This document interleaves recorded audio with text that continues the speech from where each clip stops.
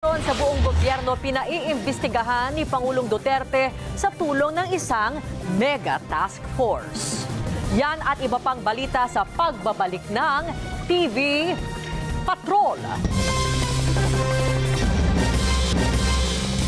Ipinag-utos na ni Pangulong Rodrigo Duterte ang pagbuo ng isang mega task force para imbestigahan ang korupsyon sa buong pamahalaan at ito'y sisimulan sa DPWH. Nagpapatrol Joyce Balancio. Paglaban sa korupsyon ang isa sa mga pangako ni Pangulong Rodrigo Duterte kahit noong panahon pa lang ng kampanya. 4 na taon na siya sa pwesto, pero aminado ang Pangulo na tila mas lumalala lang ang problema na ito. Para natuloy naging inutil ang mga opisyal ng bayan na wala talagang magawa with the onslaught